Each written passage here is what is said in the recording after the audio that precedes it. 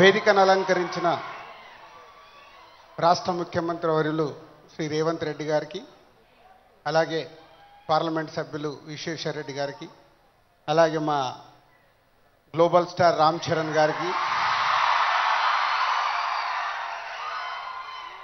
మన విజయ్ దేవరకొండ గారికి,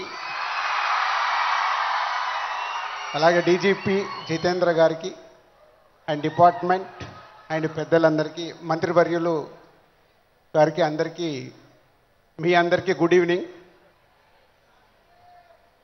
సీఎం రేవంత్ రెడ్డి గారితో ఒకరోజు నేను ఫ్లైట్లో వైజాగ్ నుంచి హైదరాబాద్ జర్నీ చేస్తున్నాను. ఆ రోజు ఎందుకో రేవంత్ రెడ్డి గారు నాతో ఒక మాట చెప్పారు, తెలంగాణ రాష్ట్రంలో డ్రగ్స్ లేకుండా చేయాలి అని. ఇది దాదాపు ఒక 9 months బ్యాక్ జరిగిన సంఘటన. అంటే సీఎం గారికి ఆ రోజు చాలా డీటెయిల్గా, అంటే చిన్నపిల్లల వరకు ఈ డ్రగ్స్ వెళ్ళడం వల్ల మన ఫ్యూచర్ ఎలా ఉండబోతుంది, దాన్ని నిర్మూలించాలంటే అందరం కంకణం కట్టుకోవాలని ఆ రోజు చెప్పడం జరిగింది. ఈరోజు నేను ఈ కార్యక్రమంలో పాల్గొన్నందుకు నా వంతుగా నేను ఓటు తీసుకుంటున్నాను. నేను కానీ, నా కుటుంబ సభ్యులు కానీ, నా స్నేహితులు కానీ, నాకు తెలిసిన వారు ఎవరు కానీ డ్రగ్స్ తీసుకోకుండా నేను చేయగలుగుతాను. అలాగే నాలాగే మీరు అందరు ఓటు తీసుకుంటే ప్రతి కుటుంబంలో మన తెలంగాణ రాష్ట్రం మొత్తం డ్రగ్స్ లేకుండా చేయగలుగుతాం. రెడీయా మీరు? ఇలాంటి అవేర్నెస్ మనకి ఈరోజు అవసరం. ఈ మధ్య మలయాళం ఫిలిం ఇండస్ట్రీలో కూడా ఒక నిర్ణయం తీసుకున్నారు.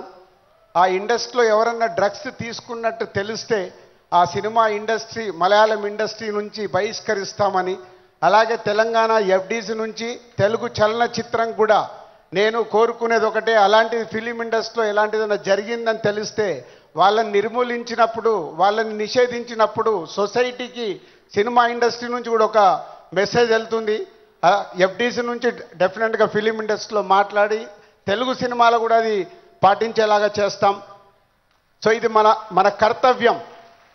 మన అందరం ఓటు తీసుకొని చేయగలిగినప్పుడు సీఎం గారు కోరుకుంటున్నట్టుగా, డిపార్ట్మెంట్ కోరుకుంటున్నట్టుగా ముందు మన రాష్ట్రాన్ని డ్రగ్స్ లేని రాష్ట్రంగా చేయగలుగుతాం. Thank you.